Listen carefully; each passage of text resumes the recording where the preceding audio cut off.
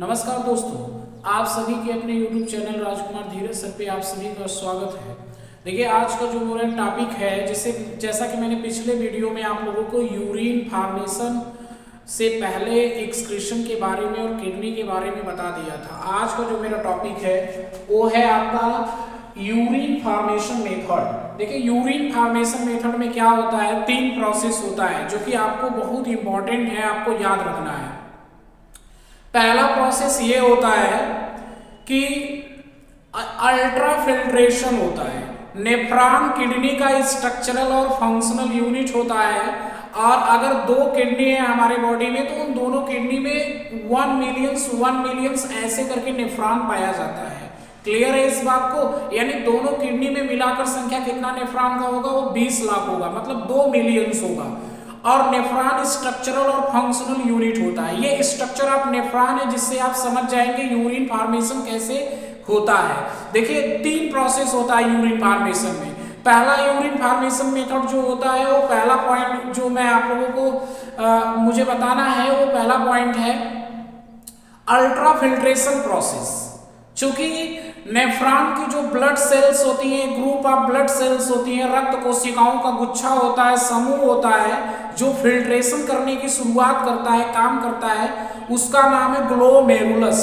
और ग्लोमेरुलस यही है आपका जो ऊपर की सेल्स दिखाई दे रही है, इसको एफरेंट एट्रियोल बोला जाता है, जो स्टार्ट करता है ब्लड सेल्स का गुच्छा बनाना ग्लोमेरुलस फिल्ट्रेशन में। मतलब जो ब्लड को भेजने का काम करता है। अफरेंट एट्रियोल से ब्लड क्या होता है, आता है, तेजी से पंप करता है। और इफरेंट आर्ट्रियोल से कहां चला जाता है, हमारे बॉडी के अदर पार्ट में जाता है। तो आपके दिमाग में सवाल उठा कि एफरेंट एट्रियोल से जब ब्लड पंपिंग होगा तेजी से, इफरेंट से पूरे दूसरे बॉडी पार्ट में चला जा रहा है, तो ये प्रोसेस हो क्यों रहा है?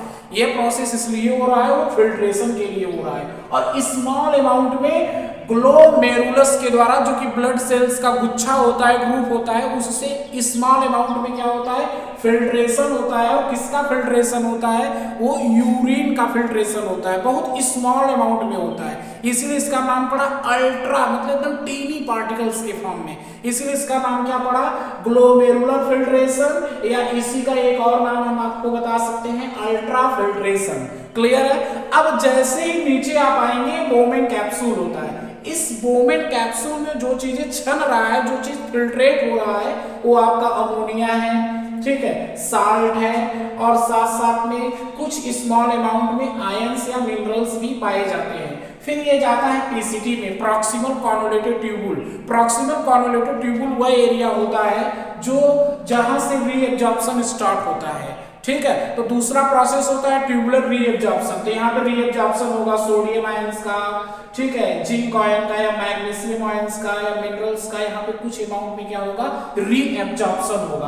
और लूप ऑफ हेनले वह एरिया होता है, loop of Henle, loop of Henle इसको कह सकते हैं। यहाँ पे फिल्ट्रेशन भी स्मॉल अमाउंट में होता है, कुछ ऐसे स्मॉल अमाउंट के पार्टिकल्स होते हैं, सोडियम आयंस होता है, उसका रीएब्जॉर्प्शन होता है। रीएब्जॉर्प्शन होने के बाद आ जाइए ट्यूबुलर सिक्रीशन में। ट्यूबुलर सिक्रीशन में क्या होता है, ट्यूबुलर सिक्रीशन में बेसिकली आपका जो ट्यूबुलर सिक्रीशन होता है वो डिजिटल कॉन्वोल्यूटेड ट्यूबुल में होता है। डिजिटल कॉन्वोल्यूटेड ट्यूबुल वह एरिया होता है जब असेंडिंग डिसऑर्डर से जो है असेंडिंग लिम्ब से डिसेंडिंग लिम्ब की तरफ पहुंचेंगे, तो यहाँ पे ट्यूबुलर सिक्रीशन होता है, जिसमें कुछ ऐसे रिमूवेबल सेलेक्टेड मटेरियल होते हैं जिसको चूज किया जाता है कि कुछ मटेरियल को हमारी बॉडी, हमारी किडनी या हमारी नेफ्रॉन सेल्स जो होती है उसको क्या करती है, या हमारी बॉडी की सेल्स जो होती है इसको क्या करती है, कैप्चर करती हैं। यहाँ से सेलेक्टेड कंपाउंड क्या होते हैं, रिमूव होते हैं। तब फाइनली आपका क्या बनता है, कलेक्टिंग डक्ट। कलेक्टिंग डक्ट में क्या होता है, यूरिन का स्टोरेज होता है।